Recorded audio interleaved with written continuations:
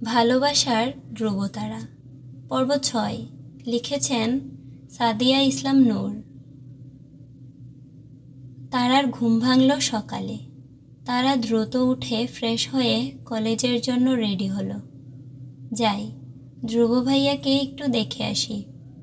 যেমন ভাবনা তেমন কাজ। তারা তার ব্যাগ নিয়ে ধ্রুবর রুমে চলে গেল। ঘরে ঢুকতেই দেখল মম সোফায় বসে ফোন ঘাঁটছে আর ধ্রুব শুয়ে শুয়ে ফোন দেখছে। তারা কেউই তারাকে খেয়াল করল না। তারা তো হকচকিয়ে গেল। মনে মনে ভাবতে লাগলো, আল্লাহ, এবারের মতো বাঁচাও, কি করব এখন? এটা ভাবতে ভাবতে তারা এক পা দুপা করে পেছনে হাঁটছে। হঠাৎ দরজার সাথে ধাক্কা খাওয়ার আওয়াজে মম ও ধ্রুব দুজনেই সেদিকে তাকালো। মম: আরে তারা, তুই এখানে? কিছু বলবি নাকি? না আপু, এমনি। এমনি কেন আসলি এ রুমে? কোনো কারণ না থাকলে? আর তুই তো এটা ভালো করেই জানিস ধ্রুবর এখন ঘুমানোর সময়। সো তোকে তার জবাব দেব নাকি? যার রুম তার খবর নাই, পাড়াপড়শির ঘুম নাই, যত সব। মনে মনে বলল তারা। কি হলো, নাকি ধ্রুবকে দেখতে আসছিলি? আসলে তোর মতো মেয়েদের ছেলে দেখলেই যত সব। আচ্ছা ধ্রুব, তুমি ডেকেছিলে নাকি? তারা: শোনো আপু, বড় দেখে এই না যে তুমি সব কিছু বলবা আর আমি কিছু বলবো না। ওই ক্যারেক্টারটা তোমার থাকতেই পারে, আমার নেই। আর সবাই এটাও জানে কে কেমন। তারা: তুই একটু বেশি বলছিস না, বেয়াদব মেয়ে, ম্যানারলেস। আপু, তুমি কিন্তু সামান্য একটা বিষয়কে অনেক বড় করছো। আর আমার যদি ম্যানার না থাকে, তোমার তো আছে। তুমি এত ম্যানার্স থাকা সত্ত্বেও ঝগড়া করছো কেন? ধ্রুব, তোমার সামনে এই তারা আমাকে কত কিছু বলছে, আর তুমি শুধু শুনবা? ওকে, আমিই বের হয়ে যাই, আর তুমি ওর সাথে বসে বসে কথা বলো। তারা বিড়বিড়িয়ে বলতে লাগলো, হ্যাঁ তুই যা, আমি একটু আমার জামাইটাকে দেখি। একটু দেখব আমার জামাইরে। তার ও আবার 12টা বাজিয়ে দিল। এমনিতে তো 12টার আগে ঘুম থেকে উঠে না। আজকে দেখছে না ধ্রুব ভাইয়াকে উঠে গেছে 6টার মধ্যে। খচ্চর একটা। তারা: উনি কি বলবে? উনি তো দেখছে দোষটা কার। ধ্রুব: স্টপ। ধ্রুবর কথায় তারা কেঁপে উঠল, যেন সে এখনই কিছু একটা করে ফেলবে। ধ্রুব: এত বড় হয়েছ, কোনো ম্যানার্স শেখনি তাই না? কারোর রুমে প্রবেশ করতে হলে নক করে তার পারমিশন নিতে হয়, আবার অন্যের সাথে তর্ক করো, স্টুপিড। কিন্তু আমি তো। ধ্রুব: লিসেন, তোর কোনো বক বক আমি শুনবো না। আর মমর কাছে ক্ষমা চা, আর বের হ আমার রুম থেকে, রাইট নাও। আমি কিন্তু এক কথা বারবার রিপিট করব না, ওকে? নে, ক্ষমা চা আর রুম থেকে বের হ। সকাল সকাল মুডটাই অফ করে দিল।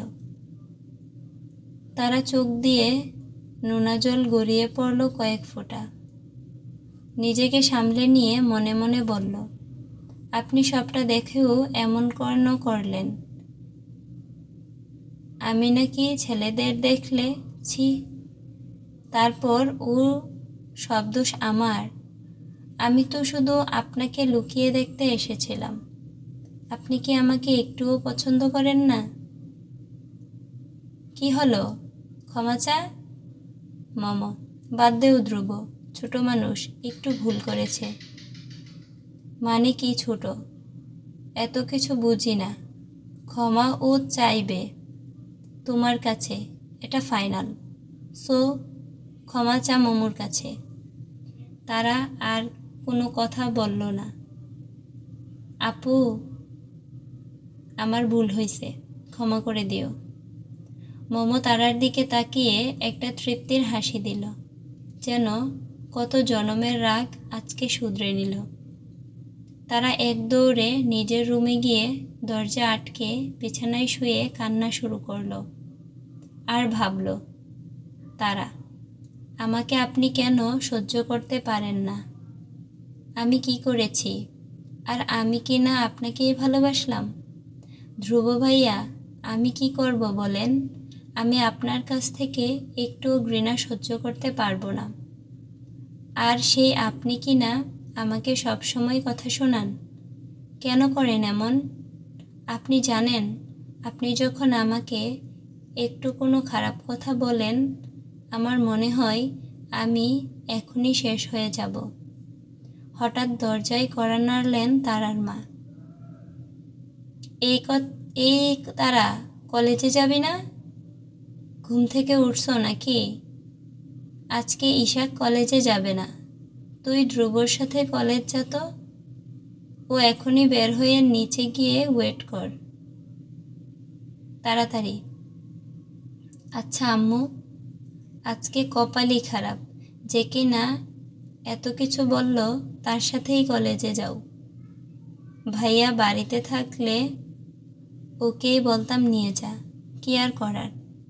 এই ভেবে তারার চোখের পানির মুছে নিয়ে নিচে গেল। নিচে গাড়ির কাছে ওয়েট করছিল, তখনই দেখলো মোমো আসছে। পরনে কালো টপস আর জিন্স, ভালো লাগছিল দেখতে তাকে। তারা, খচ্চরটা এসে গেছে, আবার নতুন করে কি নাটক করে আল্লাহই ভালো জানে। এটা ভাবতে ভাবতে তারার চোখ আটকে গেল বাড়ির দরজার সামনে। ধ্রুব ভাইয়া কার সাথে হেসে হেসে যেন কথা বলছে।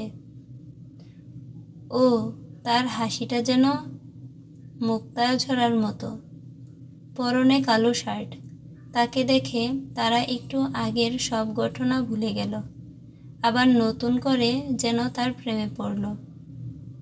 এই তোরা গাড়িতে উঠ তাড়াতাড়ি। ধ্রুবর কথা শুনে তারার ধ্যান ভাঙল। মোমো একটু দূরে দাঁড়ানো ছিল, তারা সেই সুযোগটাই কাজে লাগালো। তারা, আমাকে কথা শুনিয়েছিলি তাই না? এবার আমি ধ্রুবর পাশে বসব, পারলে আটকে দেখা। তোর প্ল্যান আজকে বেচতে দেব আজকে। তারা দ্রুত পায়ে গিয়ে সামনের সিটে বসল। ধ্রুবও দেখল বিষয়টা। সে বুঝতে পেরে বিষয়টা মিটে মিটে হাসল। মোমো, কি হলো তারা? তুই সামনে বসলি কেন?